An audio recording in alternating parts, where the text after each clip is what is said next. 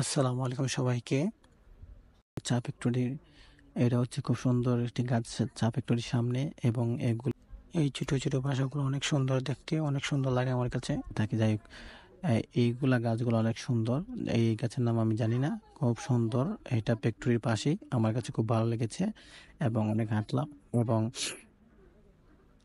দেখতেছি যে গাছগুলো কত উঁচু উঁচু, অনেক উঁচু গাছগুলো, অনেক উঁচু জায়গা এবং খুব সুন্দর জায়গা এবং পাশে এটা বাউন্ডারি, এটা ফ্যাক্টরির বাউন্ডারি অনেক সুন্দর। সামনে একটি ট্র্যাক্টর আসতেছে আর ট্র্যাক্টরটা খুব গতি ছিল অনেক এবং পিছন দিক দিয়ে দেখুন কত সুন্দর, আসলে খুব সুন্দর জায়গা। এবং এইখানে হচ্ছে ফ্যাক্টরির পিছনের গেট, অনেক সুন্দর জায়গা।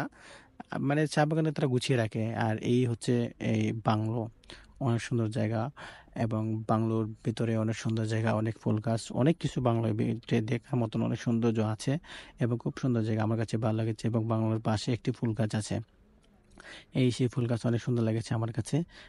খুব সুন্দর জায়গা এবং খুব ভালো লাগে। আর প্রচুর পরিমাণে রোদ ছিল। আর হঠাৎ আমার চোখে একটি পড়লো যে এই ছেলেটি এত উপরে কিভাবে উঠলো।